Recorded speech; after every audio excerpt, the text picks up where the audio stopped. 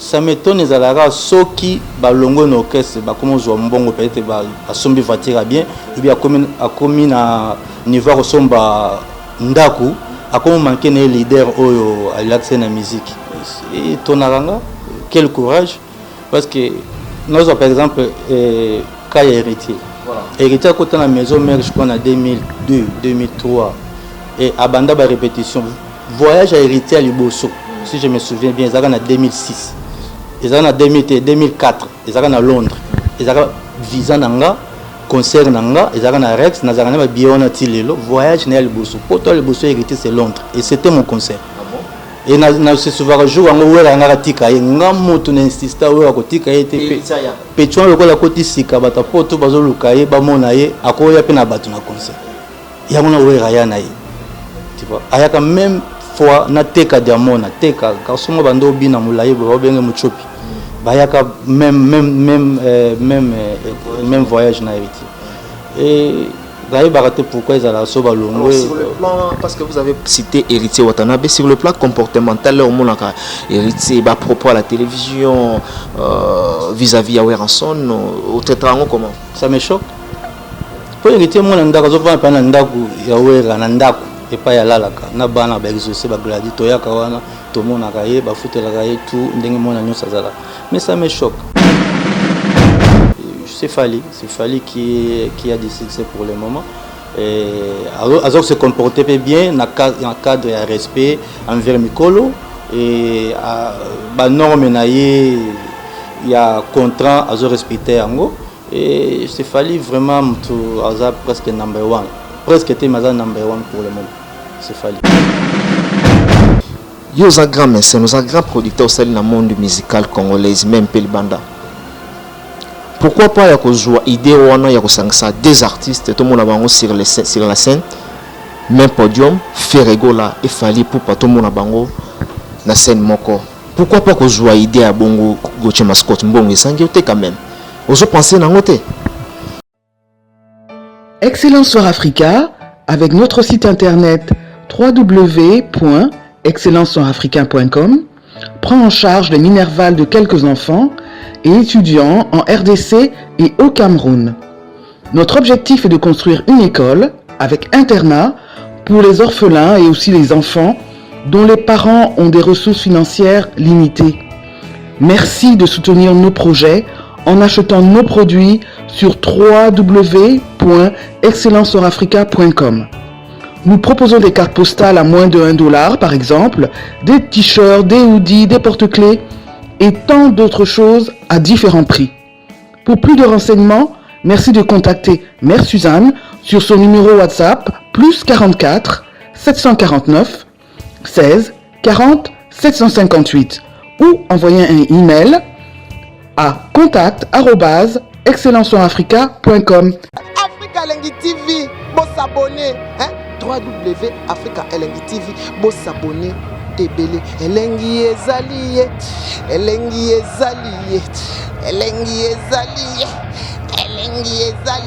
babi mikolo tozo bine elengi ezali Africa Elengi TV bo s'abonner ebele dans sol olingo mona maninge John s'abonner na Africa Elengi TV oyo kama solo ya kitoko ya solo ya ndembi te ya aubergine te ya pilipili te ya solo gros bisous à tout le monde Africa Elengi TV elengi ezali mingi tolanda rapé Africa Elengi ya Mike Lokamba place bilingi ezali où la parole à Tour et Mada babu maga bela bedan ya beta toke ya bedan awando ma bedan ya bedan dabala daga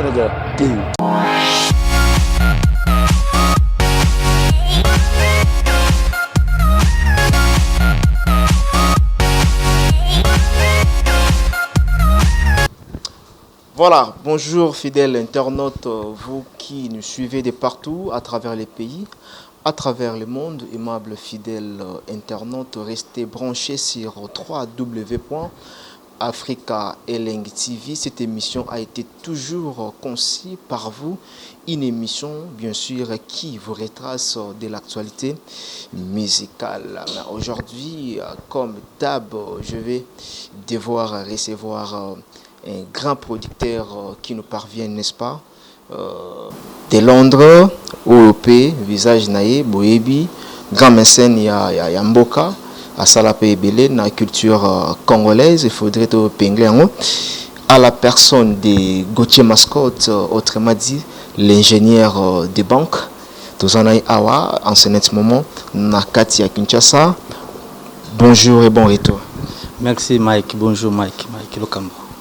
Voilà, avant de entamer directement, na vif, il y a un questionnaire en abisso. Bonne santé, Kinshasa, au Koutiango, non pépé nini. Oui, santé ça très bien. Kinshasa, na Koutiango, non pépé bien. Et surtout, tozana mikonzi oyo ya mapinga ya armée oyo bazotia kimia na mboka comme général Christian, général Kasongo et Bamsusu. Donc Congo pena Kinshasa calme kimeza. Voilà, Kinshasa, calme qui m'ezali et ça le bien. Toi entamé directement Gauthier Mascotte. Pourquoi seulement les noms l'ingénieur de banque? Et puis comment on est Ottawa puis n'a pas ça? Comme ingénieur de banque, il n'était pas Kofi Olomide Moutou, Abouaka Anga Bongo, ingénieur de banque.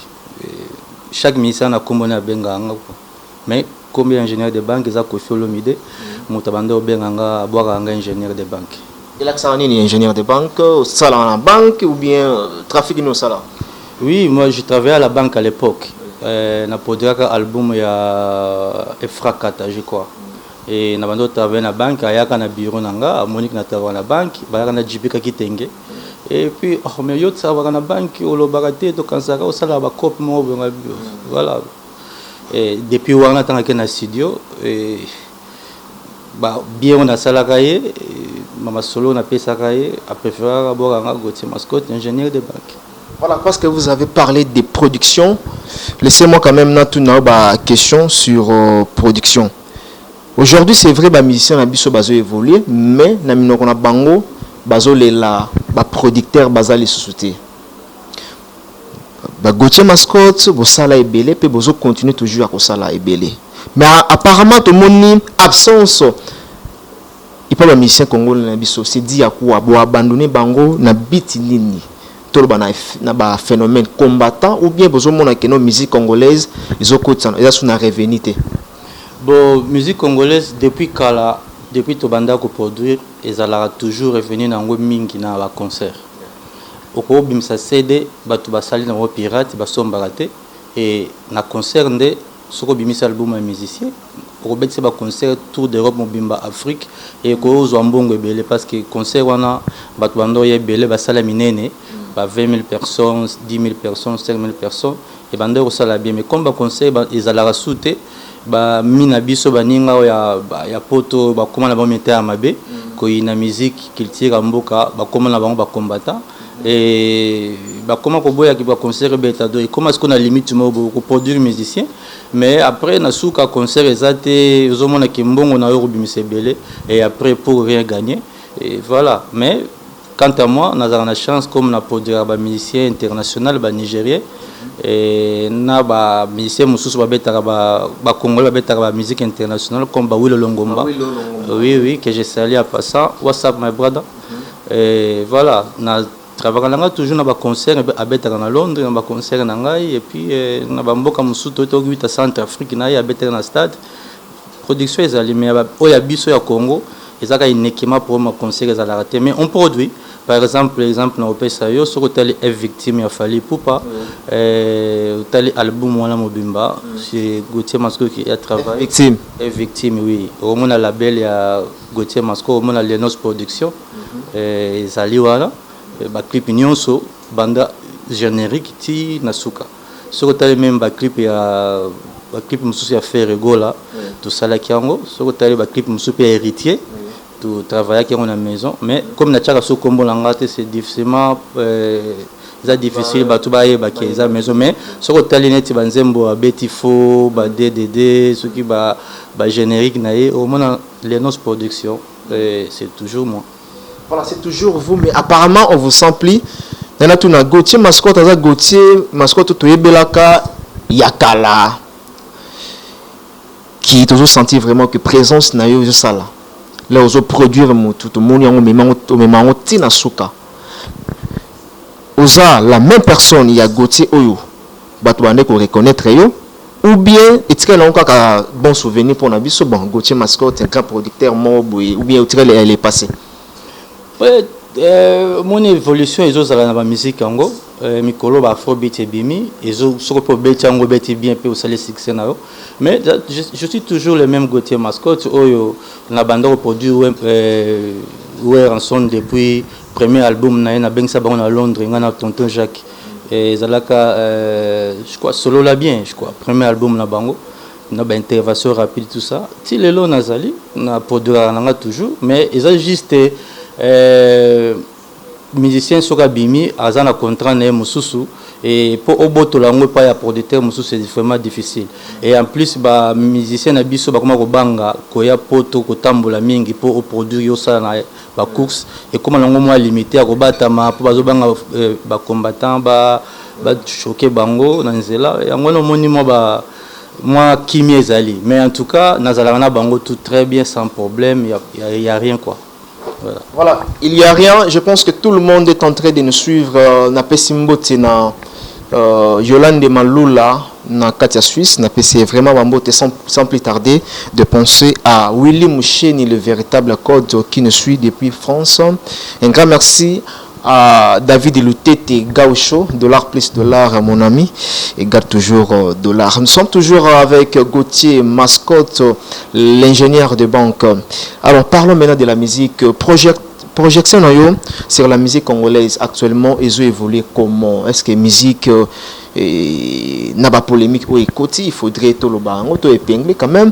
Les lots, c'est vrai, bah polémique et ça là, on attend à Bakala, tout le monde a bras de fer. Et les lots apparemment et tout la polémique les qui. Toujours mon a comme Benji, toujours mon a moto babimisi na musicalement. Les lois comme leader, azoboya leader naie ou abimisa ye. Aujourd'hui en bango comment n'époque nabino oui c'est vrai, ba polémique pezalaka. Tout le monde a bazakari baba sué bazalaka ando sala ba émission puis il y a polémique il y a roboya té. Mais les lots mon a projection sur la musique congolaise toujours avancé ou bien toujours qui t'en a assez. Il y a des cas nakolo bango d'ailleurs question bien nga batu bayinga mingi na maison nga presque polémique nga na bandara polémique ce que tu allé depuis vers Zakara travaille à la maison pendant 10 ans. Tu fous là Zakari? Oui Zakara solo? Bien sûr Zakara ça na 10 ans aya ba poto asala nyonso akosala tia koma za des journalistes oyo nga na travaille na bango pendant 10 ans Zakari na TTT na honorable OK ba journaliste na nga bayaka pe na bureau chaque jour ba travailler comme normal Francis Kakonda yaka na retard na maktab bon baye na ba 2010 2007 mais Zakari pena na honorable Serge Kayembe soko tuni bango vraiment ba koyebiso même la émission bango akala ba bando sa ba chobe galbi ba vert monsieur vert ezaki toujours Gauthier Mascotte mais na bando travailler c'est wana pauvre Igo Tanzambi ndeto bando ko sponsoriser bango ensemble mais polémique ezalaka mais ça m'étonne ba musicien mikolo yo soko abimi naibaka à l'époque ceux qui te vendent par exemple te vendent na Kofi et pour au monde depuis tu as les cas ou ba Montana ou ba Mamale ya kubanga ya respect ya vraiment ya qui président vendu na moya les katé et puis interview sur la sala on a respect tout et même quand on a fait ba Emelia ba Babindombe en tout cas nayebi maison mère moi bien penakala depuis kala et ezali kobanga au moins on a bien qui c'est bango po babima po bando banga bakima to na récupérer ba passeport nyonso na bombi na ba visa na bango na ba billet et ba kozonga le jour à départ et au moment na po abima azosenga wera non président na kenna lukata moi chemise moi pantalon na cité pour ba pesanga mais il y a respect mais ça m'étonne ezalaka soki balongo na orchestre ba comment zo mbongo peut-être ba sombi vatira bien ou bien a commis na niveau resomba ndaku a comment manquer les leaders oyo à l'accès na musique et tonaranga quel courage, parce que nous par exemple cas héritier. Voilà. Héritier à côté de la maison mère je crois en 2002, 2003 et à banda ba répétition voyage à héritier à Liboso. Si je me souviens bien, ils en 2006. Ils en 2004, ils en à Londres. Ils en visa nanga concert nanga, ils en Rex, ils en biona tilelo voyage à Liboso. Pour toi Liboso héritier c'est Londres et c'était mon concert. Ah bon? Et na se souvera jour en où la ngaratika nga moto na insista où akotika été petron lokola koti sika bata poto bazoluka ye ba mona ye akoya pe na batu na concert ya mona wera ya na ye tu vois ayaka même fois na teka diamona teka kasomo bando bina mulaye ba benge muchopi bayaka même voyage na héritier et pourquoi ils allaient sur le sur le plan, parce que vous avez cité héritier Watanabe, sur le plan comportemental, au monde héritier à propos à la télévision, vis-à-vis à Weranson, au traitement comment? Ça me choque.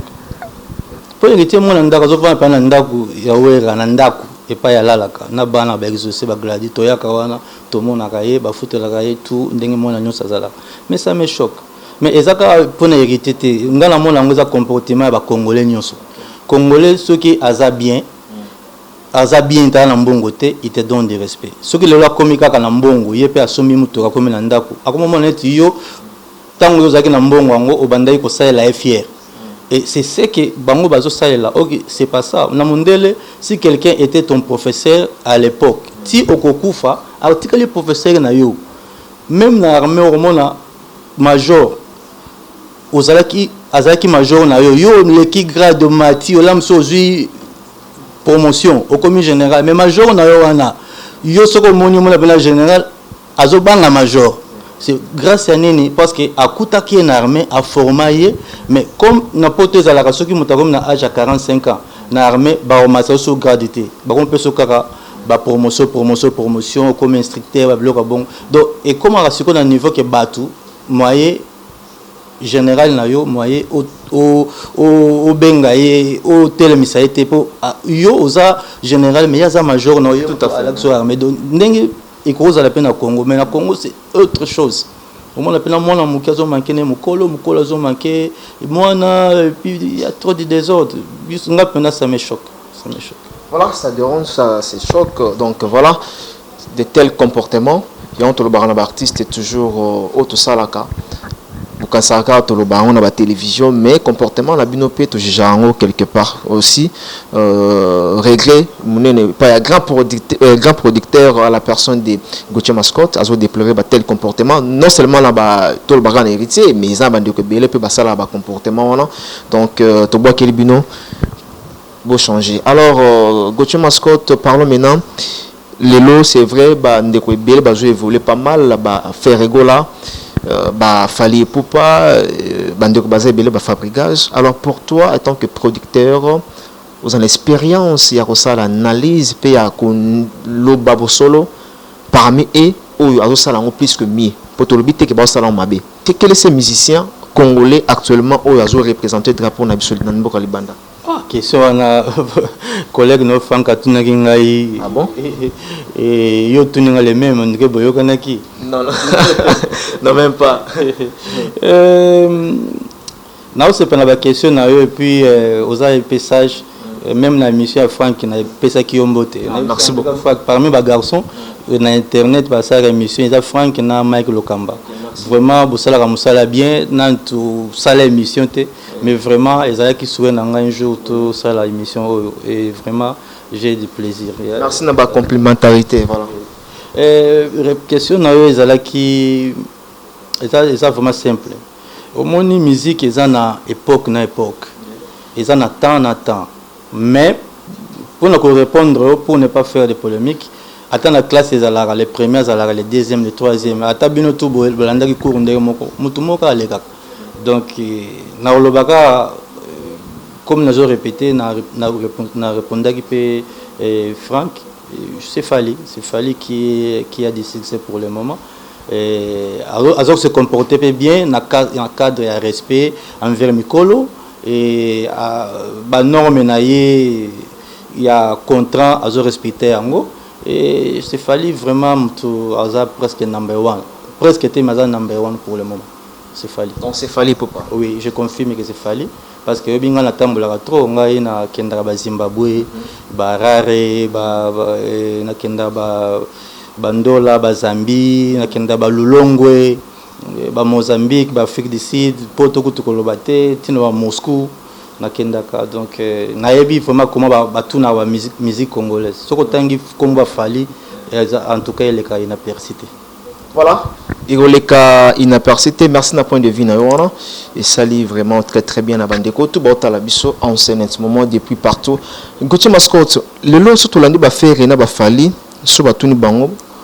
Pourquoi pas de faire un featuring avec Ferrego la so ba mbi Fali batuni bongo fala lo baka nga disponible mais ba producteur bazaté yo za grand mais c'est nos grand producteur au sein du monde musical congolais même Pelibanda.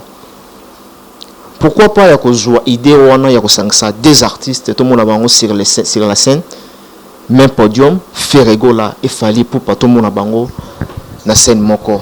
Pourquoi pas ko joua idée à bongo Gauthier Mascotte mbongo sangote quand même ozo penser na ngote en tout cas, on a pensé à ngote. On a pensé à ngote parce que na soana bango tout bien, na soana faire papa avait très bien, faire na Fali très bien. Maintenant vraiment on a pensé à ngote et cause a pas idée à bien au pesinga, na me osola ngona bango, na tala nini on peut faire, même ata nzembo moya, ata nzembo moko. Ba sala ngo featuring, je crois que ça va cartonner grave. Mais bazara na problème moko boye, ba mission na biso, ba trop hypocrite.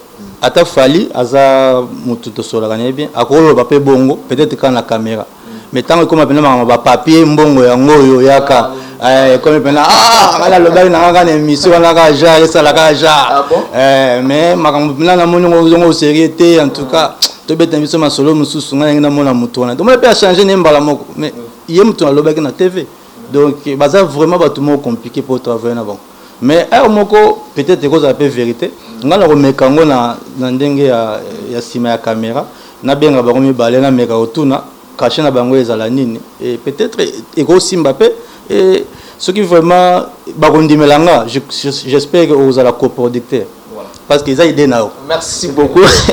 Merci beaucoup Gauthier Mascotte, nous entamons vers la fin de cette émission. Alors peut-être Natito et moi Mouké, excusez-moi.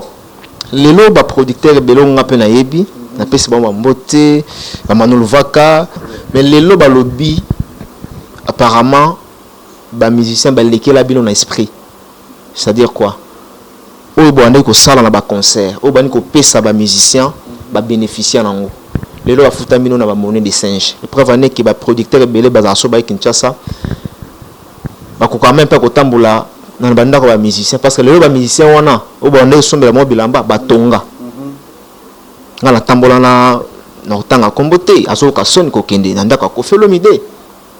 Est-ce que Gauthier Mascotte à part hormis ba concert ba production vous a quand même mutoyo à féliciter na makambuto sali, est-ce qu'on peut penser que on peut croire que Gauthier Mascotte azana makamba mine na sala na mboka o na communauté ni yolingi towele la lupango aussi towele la lupango towele la donc Gauthier Mascotte est-ce que bénéficier peu na makambo ou bien Gauthier Mascotte a kota ne ba misa msuba kota n ya ba musicien parce que bango batonga te OK te za ebele na lupango le bosso nga ko na somba lupango avant la kende poto j'ai fait moi na lunda ngana j'ai fait moi na lunda à l'époque donc ils sont avec lunda na bambonga diamant wana ale na kie na somba lupango na ba sans fil na somba lupango to avant la kende lunda na maternité omonika en face ya digital Congo lupango wana ça c'est ma maison balabala moko na papa ya papa ya conseiller ya président comment nani Gonda papa Gonda okay. Antoine Gonda balabala mona papa na bango oui je suis là dans somba kala et pour couper ça yo pendant couper ça yo éclaircissement batapoto oyo ba ina ba musicien ba finga bango c'est parce que bazaki pe mutuzo salate ba mise ba kosa bango batalanda ka kofi boye ba izomata lelo ba village del Piro c'est cela parce que muté ma bango ya ngona te Mike lelo soki osa musano bien lelo 8 hours soki to silisi na peso quelque chose au comme na ndako au lieu $10 ou bien $5 au bombi $5 na banque malem organisation na yo lobi osombi voiture osombi ndako est-ce que ba collègue no ba koyina yo c'est que comme terme mabe parce que les organisations na bango baza bien organisées ba profita ba sala ou ba ko sala biso pe ba producteur to profita pe na sima na bango par exemple netinga na profita pe na sima na bango ngala zaki conseil mo Kofi na betsa na Bristol Academy sala wana za sala ba Bob Marley ba betaka ba concert et kota ba 20 000 personnes nazora combien Kofi ça nga combien rien du tout oh puis petit nanga vraiment pesa nga tabo sala na okaka na pesa ye abetela nga concert asenga sumbongo après concert te akenda mais mbongo na zwaka za même pas mbongo o na o Kofi na pesa ka pour à produire et loko wana quelque chose na zwaka ba visa ba visa ba musicien mais mbongo na zwaka za belé par exemple ce concert mon abetsa so ezala makasi ezaka souvenir à bien pamba ba meilleur souvenir o betisa ba concert ya nani concert ya Papa Wemba ba beta buka ba somba ba CD somba ba billet hein ata mo vraiment te wana za parmi ba peu contribuer na réussite ya musique hein te wana za pa wana somba ba billet zali concert ya Papa Wemba c'est que bazo swana na Kofi alors tema la muta chachu muta Kofi le midi na somba ba billet tout ya concert ya Papa Wemba batu bakota te batu bayeboye batu kutu bayate po billet osombe zate ba somba billet na guichet mundela bino billet ba noter comme internet moi te que zate billet sil donc awobeta conseil yembo na kati ya batu libanda moi ba kote zate na sala ngo Kofi et na sala ngo Kofi na sala ngo pe wera et pas JB et wana na mamu ya kala mais on azo ba conseil makanga eza ya LC na betsa Kofi Papa Wemba na wera son place moko na biso botala conseil wana eza conseil anga na pauvre Igo Tanzambi to betsa kango eza parmi les meilleurs conseils to zoka mbongo ebele ko ba fan ba ya kotala Papa Wemba et puis vieux bozi na pas alaka tu vois donc eza parmi les meilleurs conseils nanga na ebaka voilà parce que nous courions derrière le temps Fonatika le grand producteur Gauthier Mascotte azapena membre sala peut-être des petites questions où on a prélevé tout à l'heure. Ma première question c'est de savoir voilà batapotope balingara soki ndekona banga utikuna aye Kinshasa to meka mpe kotuna weza armé ma musique alobi pourquoi mabala ya poto et umela kate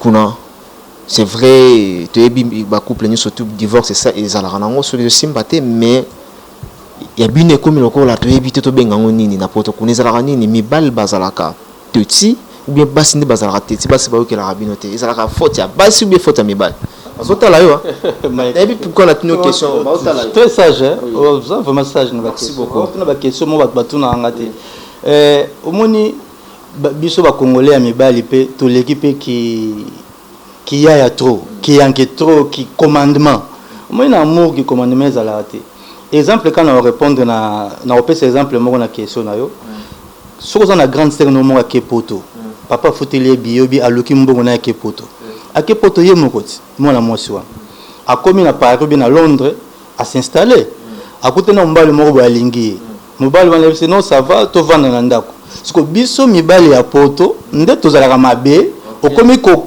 to wana to komi ko commander moi na bato ya mwasi na ba genre moko boye ko bima te ko kende feti te ko manipuler ye quand même baza bato tozo akarte te biso mibali toza na raison basi na biso ya Congo ba mabe non ayaki na bien na ye ayeko luka vi na ndenge na ye aza pe na papa na mama na Kinshasa ba hôtel la grande sœur na poto siko komanga mobali na roya mwasa na bima kende feti akena ta kayu ko sala musala o tu sors trop quand on a bima aux autres 6h ti 22h moi je mange pas aux autres qui penga te en tout cas na boma libalo yango les oboma libala ba commandement ba ndeko na biso mibali to quand ça quand même ba ndeko basi pe bana ba famille bana papa maman ba leki ba otala bango et que ça rapport à basi hein apparemment mais oui na yebi ba ndeko na nga mibali ne bazala na yebi na vai na poto na yebi na mona ne ba swana ka ne ba discuter en tout cas nga na mona ngo mabe na vai na minde na yebi ndenge zalaka ndeko mwasi soko balier aza esclave te aza mwasi aza pe na droit na ye ya kosala oya lingi au moins que okuta ya déconner mais ya ko bima ke uluka musala ake mo ambiance azwa moi mo pepe libanda c'est pas mauvais parce que mibali kutu biso to sala ngo kutu ya mabe nango au moins la mutu musudi paiement 30 azalaka na nganda c'est comme moi ça le batte pour ani yende mobile ngande jo ngande yanki ngande yaya yo ko lo balanga lo côté mabe tous la quand même fair play to comprendre pe bande ko basi ki ba ki pe ko luka vie akoy pe ko bima akoy pe ko beta moi tour na boîte et ça m'a bêté. Voilà, c'est bien dit. Merci beaucoup, Gauthier Mascos. Nous sommes arrivés à la fin. Peut-être que la dernière question. Lelo, dans la télévision, ils ont la carte au bandeau talango. Internet, sur les vraiment, je ne crois pas. Il y a des émissions, tu postes, tu tiens sur YouTube. Ils ont la noté. Lelo, Internet, c'est et puis si biso peut accès, et puis si biso visibilité dans les banda. Mais biso fona lo bango biso bato bandi internet na kati ya Kinshasa awa ba check les PT ba making of ba matika songo na bi check les PT premier mutu na ba journaliste na lukaka ye oui je connais vraiment FCV lingi alinga ka mingi na se rappelle na kombo wana oui voilà là biso tozo à époque na biso to marchons pas mal ba makambo o tozo mona buzo ba ezala raté oui c'est vrai lelo balobi précisa métier moko libéral n'importe qui peut ayukoya sur un bagage nae mais apparemment ba laisser aller comme trop balobi bino bana poto nde bozo antetaka bato ba fingaka bato bazo non seulement aya m'inviter ou bien à ça l'émission nae adéquate bazo ya ko sala ba buzoba bino bozo autoriser bango alors là bon mona bato wana Gauthier Mascot bolobaka nini Mike Lokamba, merci à toi na question na yo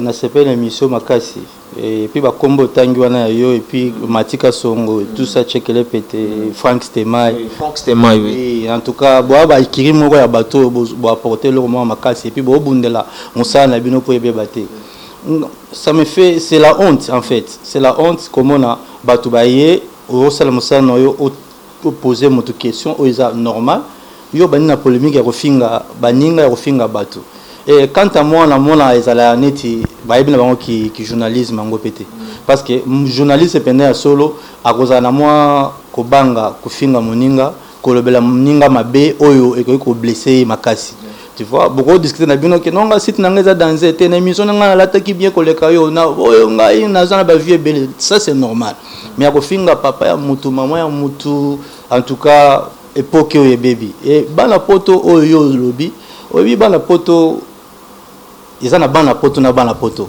bana poto mususu baye poto la musu na 2005 musu baye poto la mususu na 2010 musu baye na 2015 donc il y a na bato musu na poto oyo baya poto kala po yo kaye aswana a kota polémique bazana polémique te biso kenda poto na tango kala ngana na poto depuis 96 na koma poto tu vois tokuta pe bato musu ya poto comme ba dida kese nakuta ba vie ba Frank Foala bato poto ebele akala donc au moment pena que pour moi un problème ya biloba lo ba polémique à côté de moto sala bo ezate mais bato ba ye poto kaka après 2006 ti lelo a bangonde en tout cas okolo bana bango lo côté so meka yo gotema yo lo balanga nini nga ça fait 10 ans bato musu bana poto wana ça fait 30 ans Mike nga ba vie musu na kuta na poto wana na banga bango ti lelo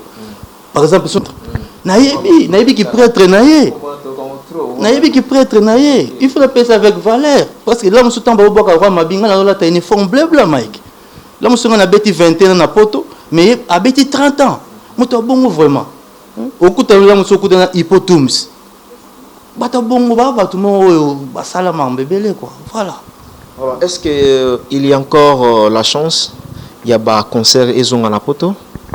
Ouais, il y a la chance c'est ça nango mais problème c'est que bato bakomi mutema mabe envers ba musicien non on a ba combattant oui musu pe combattant te Mike musu combattant te asepelaka na fali te ndenge basi balandaka ye balingaka ye afashe na ye kaka oh ah bon oui musu pa asepelaka na faire te ndenge azoyemba na ba charme na ye afashe ka affaire ya te donc et comme on a mudo des autres yaya yebanite leka yebanite des autres donc qui combattant bate ba combattant yaka mutema mabe kaka donc ngapona ngana obenga ngo donc mutema mabe contre ses frères est-ce qu'il combattant ezaka mutema mabe oza bien boye batunga temilo pe ko combattant Mike yo la combattant poka Mike alati bien mais comment yo oza na poto ozo yina mutu aza na kin boyebani te boswana te mais ozo finga ye pourquoi mututu pe azo yina ka musicien yo na mission na boyebani te bosola te mozo yina ye pourquoi c'est ça le problème phénomène combattant ici là car les alertes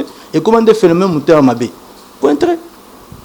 Voilà, et comment phénomène mouteurs mabé, c'est par ici que nous bouclons cette émission. Je dis merci à Willy Moucheni, le véritable code Yamboka, et pourquoi pas dépenser à Jean-Marc Kabunda 520 gigas, patron crédible, na PCMBO Tekota Zotalabiso, na Katia François. Peut-être mot de la fin pour aujourd'hui, na Bandeko au Batala qui biso du début jusqu'à la fin. Ah, mot de la fin, nanga na émission, oh, d'abord merci Mike Lokamba, vraiment, na moni qui sagesse na mona on a émission na poto na monyo fara. Merci beaucoup. Na sepeli makasi. Donc na kolo banga na za la fin na yo pe na ba émission no salaka. Il faut komisa muninga tanga za na bomoi. Et nous vivant. Voilà. Yangwana en tout cas na yebsa ki Frank pe na sepela na Mike makasi tout ça et puis tout telle émission ya Frank na lobwaka kio parce que na sepela na yo et na PSP merci na ba chroniqueur nyonso o internet parce que la musala bien Matika Songo Gloire Olangi et oui Frank Stemai oui Ken petit voyou petit fou donc il côté il na mona tantôt ouais Vincent Toulouse aussi tout le monde va ça musala bien na pesi ba mbote na pesi pe mbote na ba mi ya poto au bazali Laurent Lorenzo azana kinawa oui na pesi veke Moussa International Chibo Apula na pesi Diva ba conteneur na Paris na pesi Christelle Blanchou Christelle Blanchou na pesi bambote oui mutunayo alinga ka mingi te pesi bambote Christelle oui na pesi petit nanga les baobab bazola camarade ya Thierry Mabaka na pesi na Suisse ba Julia Paola et ba tebele Gilles Lamporio na bossa na Paris Claudine Kinoa Claudine Kinoa donc ba sera ba solaka bien ba malolo la congolaise donc voilà ba sera nanga tant zo bete ba concert na kala ezalaka malolo Claudine Kinoa na Mère Malou na ma Pauline Zongo en tout cas bakolamba na restaurant ba mise ba lié talaka na vana na Paris na vana na Londres mais en tout cas bako servir bango ti conseil aussi là na zone Londres na esengo donc na bossa na ba serre nanga wana te ba plaisir ba salanga à l'époque yango na ba mission mingi na reconnaître bango na mbongo pesa bango ebelete mais quand même moi dédicace ça la bien Claudine Kinoa et voilà Mike na Irlande aussi na PCMBOte Mike osenga pena les gars émission Lokamba azo ça ba festival ba festival na Irlande il y a musique et ils ont des musiciens trois journalistes on a besoin na opération numéro Mike peut-être une invitation au Irlande na festival na yazo bet ça ya mindele na ba sukus et ça la bien yangwana et puis na ba mikonza mboka et puis na ba masanga na Brazzaville Gaël Ngeso Kiki Christelle Ngeso et puis Claudia Sassou et puis Betou Banka na Brazza na pesi bango mbote belé voilà aussi ça rapidement là tout na idée ou bien ambition nayo il faut natiko vraiment rapide ambition nayo qu'est-ce que vous en pensez na makambo eli Kinshasa awa ou bien la maison de production parce que to qui maison de production ezali to ebité ezala kaka ou bien kangama maison de production ezali to longo na lokolama to na lokolama to komisiko awa na entrée à Montfleury côté ya Montfleury ezali na robenga ba petit aza un des travailleurs nanga aza gérant na maison a repé sa adresse vite fait pour bonjour voilà d'abord idées ambitieuses vous faites pour la maison de production. Bon, on est là pour la production. Oui. Donc, production tout ce qui est production, on est là pour ça. Clips, cinéma et autres. Quel est le numéro par lequel on peut vous contacter facilement? Le numéro c'est le 089 650 68 42. On est à Ngalima Avenue Kilimani 28A. non loin de l'hôtel Malébo. D'accord. Référence ITP Ngalima. Ok, le message est bien lancé. Merci beaucoup. Merci. Merci. Alors, Tossi Snipsonayo. Oui, merci. Non, et là, c'est ça, Mike. Et c'est un plaisir, tout le monde est là. Et puis, en tout cas, garder quelques aliments, il y a Moussala Nayo Boy Mike. Et attends le foot, mais il faut foot ne l'eau mot boy. Na vie et ça là toujours plaisir. Il y a Moussala Nayo Ozosala. Vraiment merci. Merci Gauthier Mascotte, ça me va vraiment droit au cœur. Merci encore une fois. C'est par ici que nous sommes arrivés à la fin de cet entretien. Je dis merci à toutes ces personnes qui nous ont suivis. Je dis merci à Christelle Blanchot depuis Paris. Je dis merci à Willy Moucheni. Merci à toutes et à tous. Derrière la caméra, lui c'est Peggy Bokele Kelino. Quant à moi, je vous retrouve demain ou après-demain pour un nouveau numéro. Et d'ici là, portez-vous bien. Au revoir. Africa Elengi TV, bon s'abonner. Africa Elengi TV, bon s'abonner. Ebele Elengi ezali, Elengi ezali, Elengi ezali, Elengi ezali. Babi Mikolo, tozo bin Elengi ezali. Africa Elengi TV, bon s'abonner. Ebele. Dans son olingo na maninge John, s'abonner na Africa Elengi TV, oyo kama solo ya kitoko. Ya solo ya ndembi te, ya aubergine te, ya pilipili te, ya solo. Hein? Gros bisous à tout le monde. Africa Elengi TV, Elengi ezali. Mingi tolanda rapé Africa Elengi ya Mike Lokamba. Hein? Place Bilingi ezali. Où est la parole à Tour et Mado? Babo maga. Dabala bedan. Adi ya betatuke. Adi ya bedan. I want to my bedan. Adi ya bedan. Dabala. Dabala.